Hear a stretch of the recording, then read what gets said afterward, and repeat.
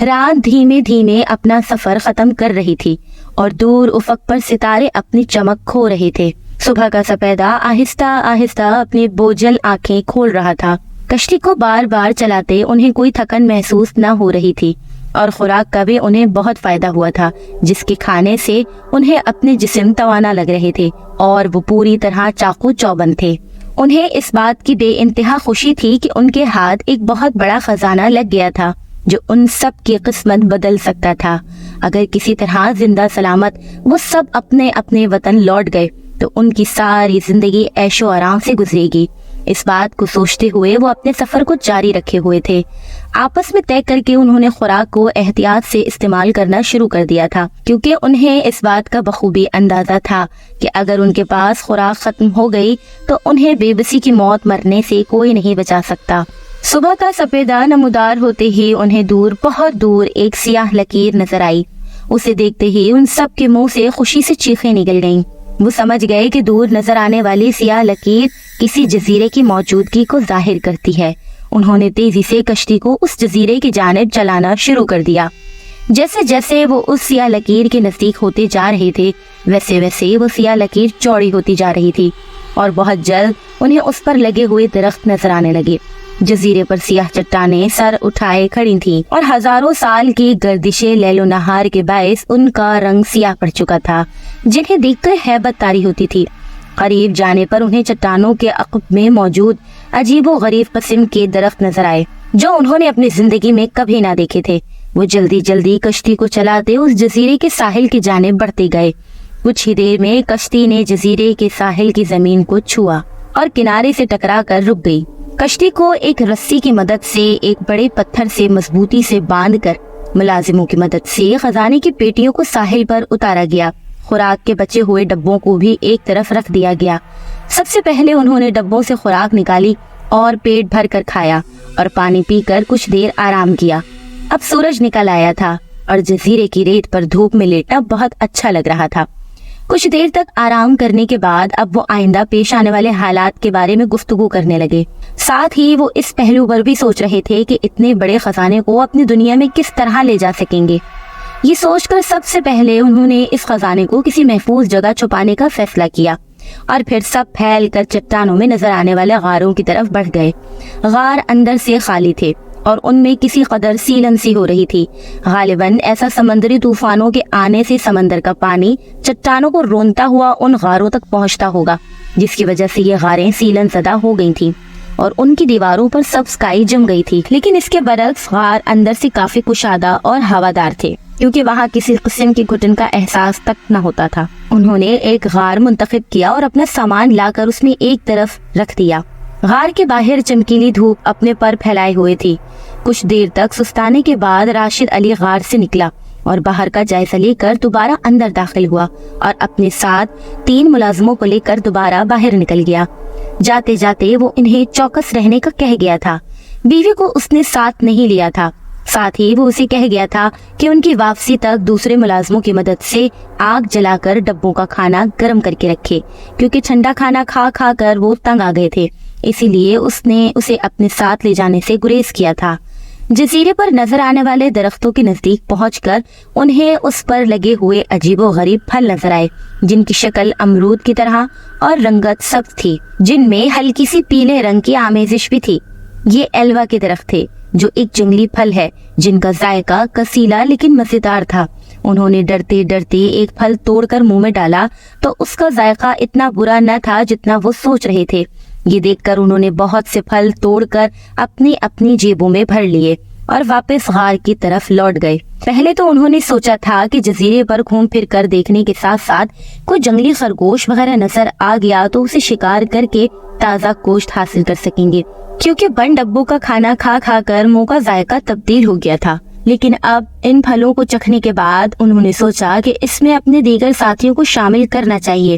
یہ سوچ کر انہوں نے جزیرے پر گھومنے کا پروگرام ملتوی کر کے واپس غار میں جانے کی ٹھانی تھی۔ خزانہ انہوں نے غار میں بنے ہوئے ایک کمرہ نما جگہ میں چھپا دیا تھا کہ اگر وہ زندہ بچ نکلنے میں کامیاب ہو گئے تو اس خزانے کو اپنے ساتھ لے جائیں گے، ورنہ اگر کبھی کوئی بھولے بسرے اس جزیرے پر آ ٹپکا تو شاید قسمت کی دیوی اس پر مہربان ہو جائے اور وہ یہ خزانہ حاصل کر لے۔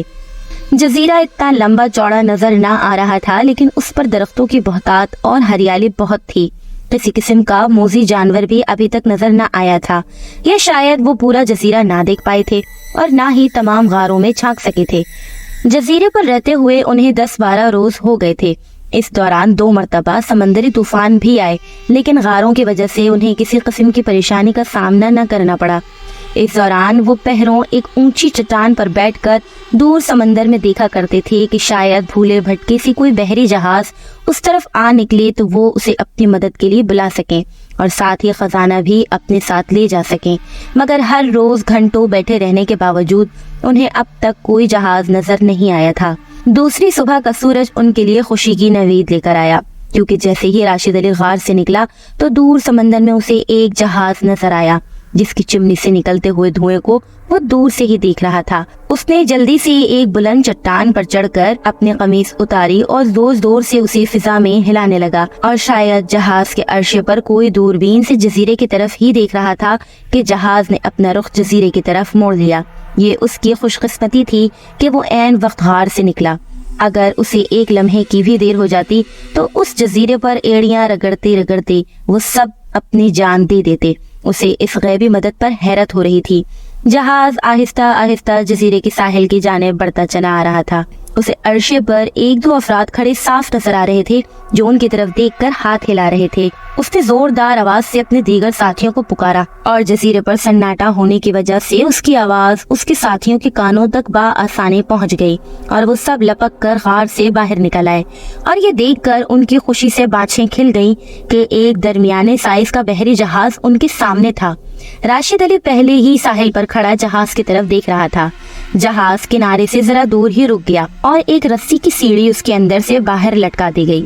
جہاز سے 2 افراد اتر کر ان کی جانب بڑھنے لگے، اور یہ دیکھ کر ان کی سٹی گم ہو گئی کہ وہ شکل سے بحری قزاق دکھائی دے رہے تھے اور ان کے چہروں سے خباثت ٹپک رہی تھی۔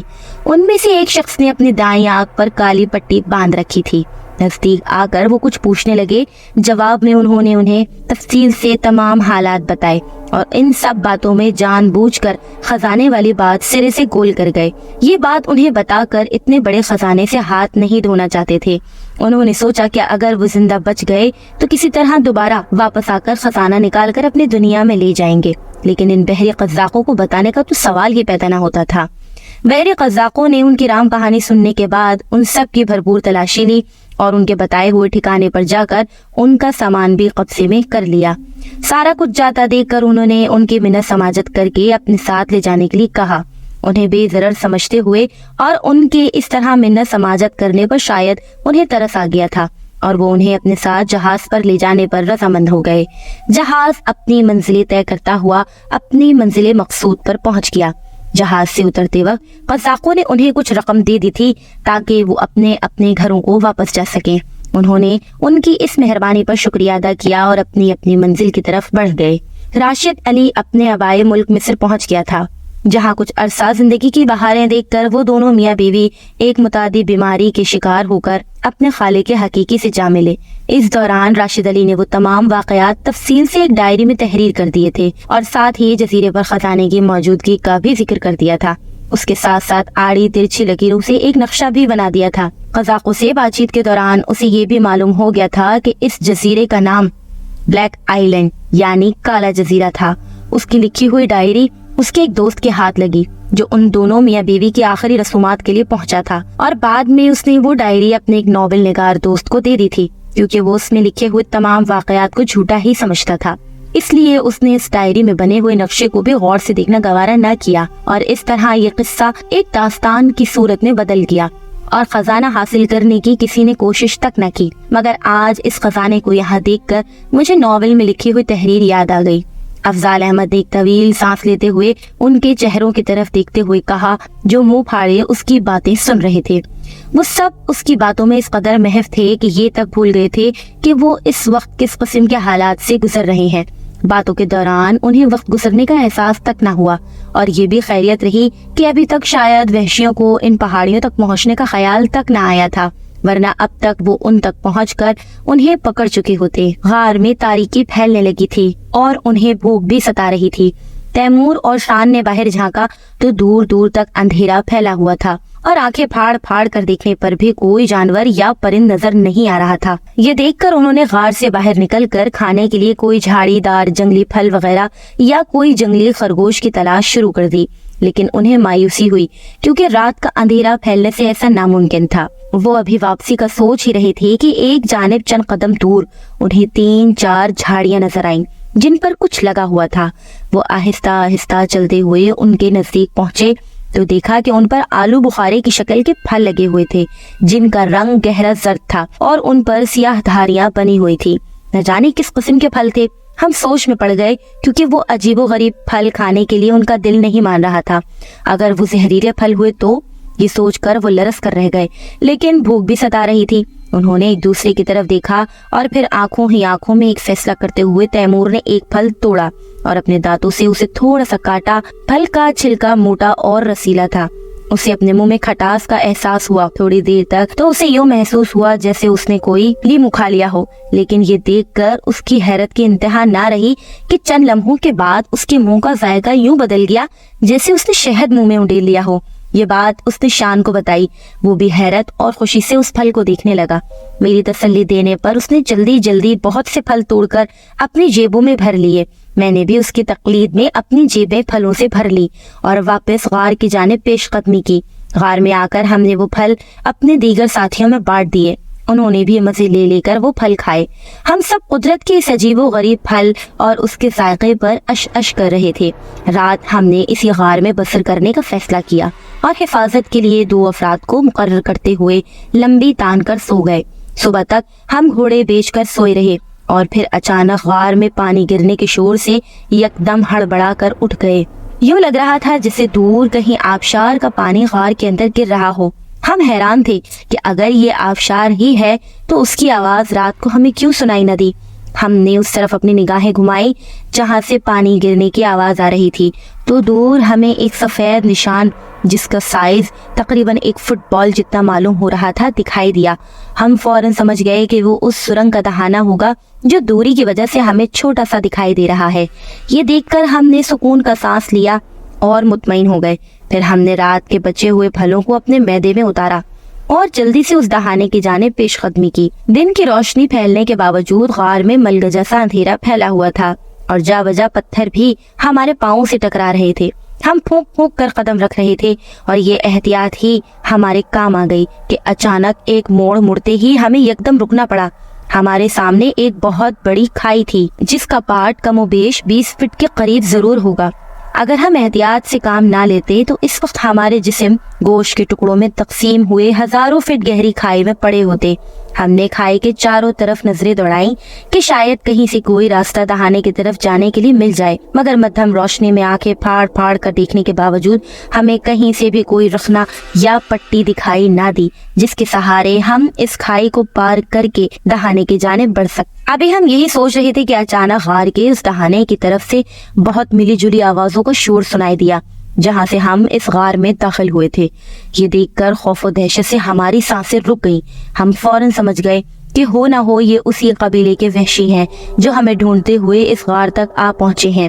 ہم نے اپنے بچاؤ کے لیے ادھر ادھر نظریں دوڑائیں اور پھر ہمیں سامنے دائیں رخ ایک تنگ راستہ اندر جاتا دکھائی دیا۔ ہماری سوچنے سمجھنے کی تمام صلاحیتیں سلب ہو چکی تھیں، اس لیے کچھ سوچے بنا ہم نے اس تنگ راستے کی جانب دوڑ لگا دی۔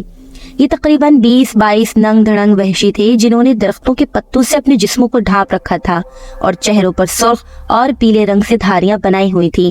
ان کے ہاتھوں میں زہر پھینکنے والی نلکیاں تھیں اور چہروں پر خباثت چھائی ہوئی تھی۔ ان کی حرکات سے یوں محسوس ہوتا تھا جیسے انہیں کسی کی تلاش ہے اور اگر وہ اسے مل گیا تو وہ اسے کچا چبا جائیں گے۔ ان میں شامل ایک بوڑھا جس کے ہاتھ میں پرندوں کی کھوپڑیوں کی بنی ہوئی ایک مالا لٹک رہی تھی، تیزی سے کچھ سونگتا ان سے آگے آگے چل رہا تھا اور اس کا رخ سیدھا غار کی طرف ہی تھا۔ یوں لگتا تھا جیسے اسے غار میں سے ان کی خوشبو آ رہی ہو اور پھر وہ دوسرے وحشیوں کو لیے غار کے اندر داخل ہو گیا۔ غار میں موجود ہوئے پھلوں سے ظاہر ہوتا تھا کہ جیسے کوئی یہاں ٹھہرا ہو۔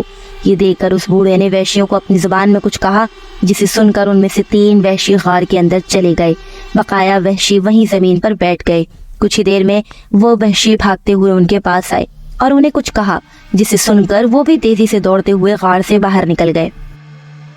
Please like, comment and subscribe the channel Shehzad Khan Horror Stories, and thanks for watching.